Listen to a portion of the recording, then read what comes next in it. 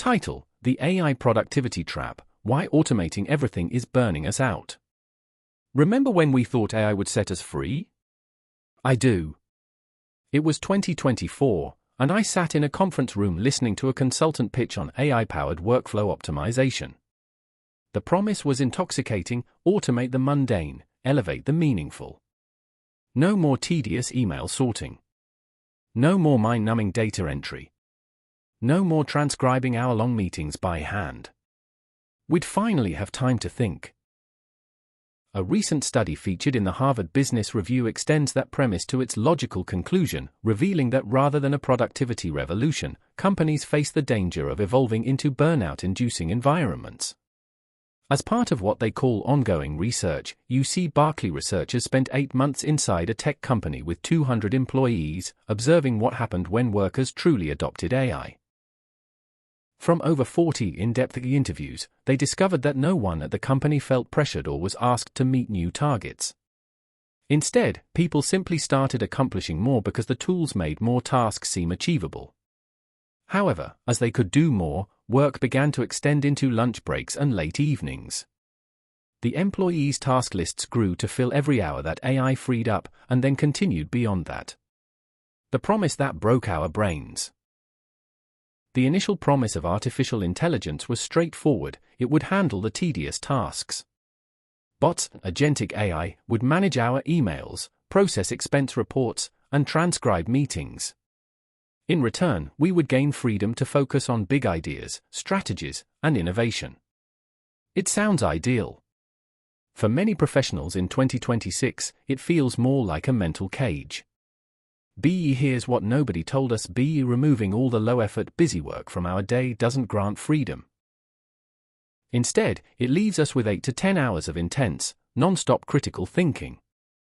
And here's the uncomfortable truth: the human brain isn't built to sustain a sprint-like marathon.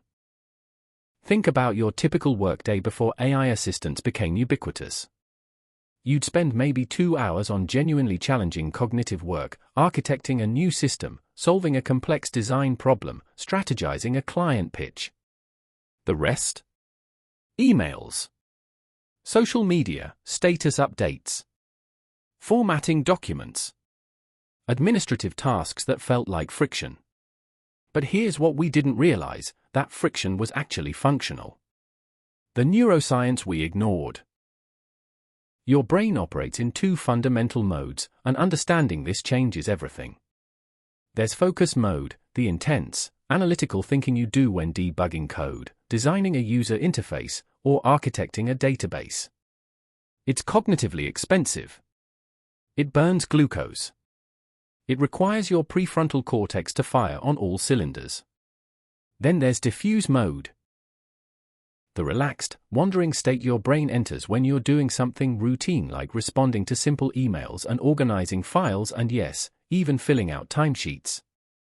Neuroscientists have known for decades that breakthroughs don't happen during focused thinking.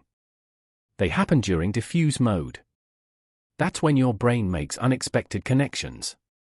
When solutions to problems you weren't actively thinking about suddenly crystallize. You know that moment in the shower when you suddenly solve a coding problem that stumped you all afternoon? That's diffuse mode at work. By automating away every routine task, we've inadvertently eliminated our brain's recovery time.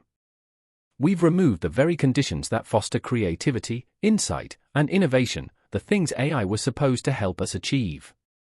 The developer who couldn't code anymore? There is this developer called Marcus, a developer I've known for 4 years. He was early to adopt AI coding assistants, Cursor, GitHub Copilot, the works.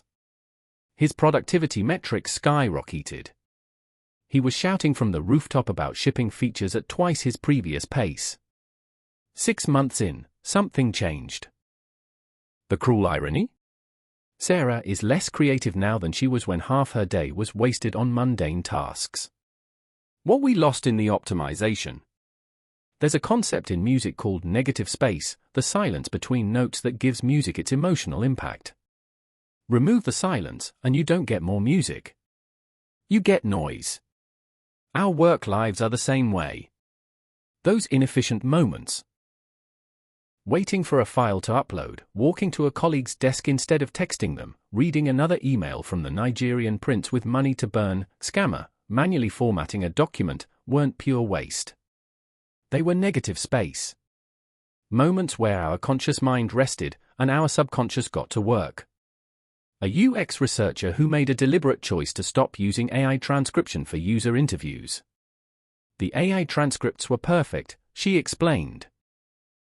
But when I transcribed manually, I'd notice things. A participant's hesitation. A phrase they repeated. Patterns I'd completely miss if I just read the AI summary. The inefficiency was the insight. The paradox of hyperproductivity.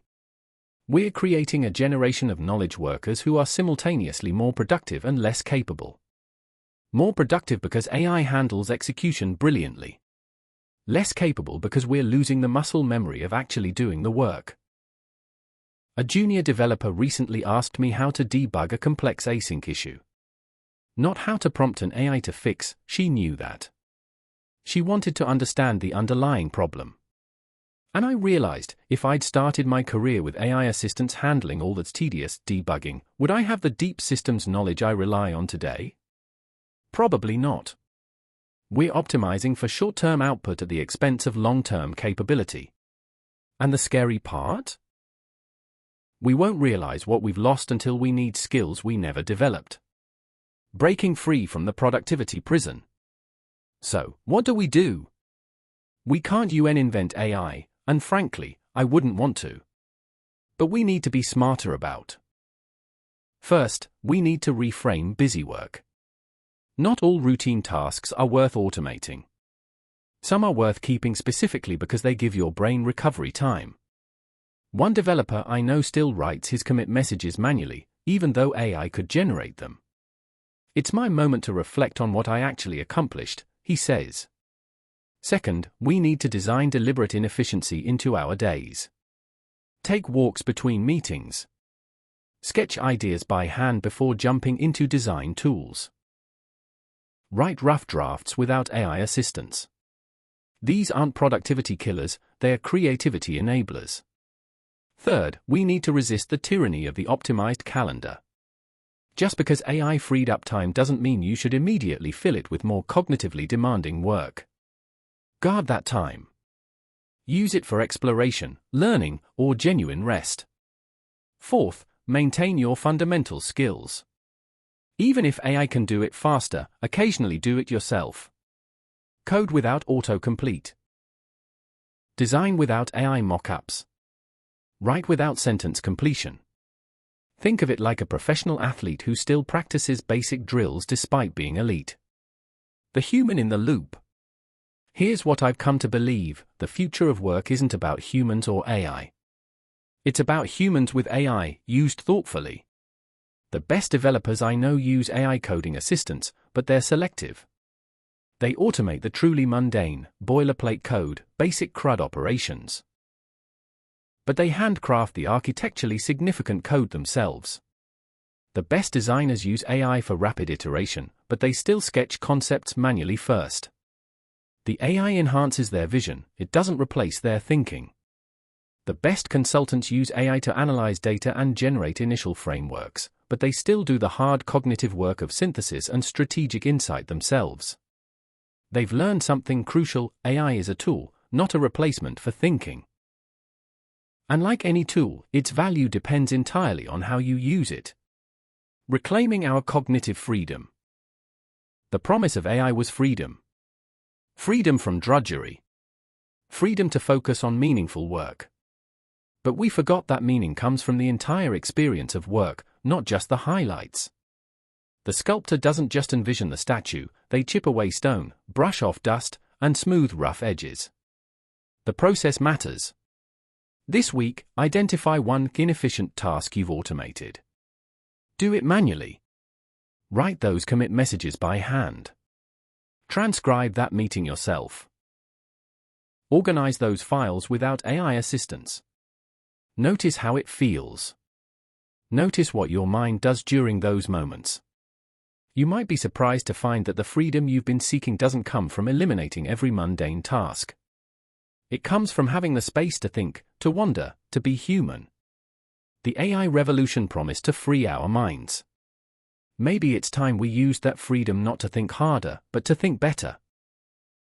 And sometimes, that means embracing the tedious, the routine, the supposedly inefficient moments that make us more than just biological task managers.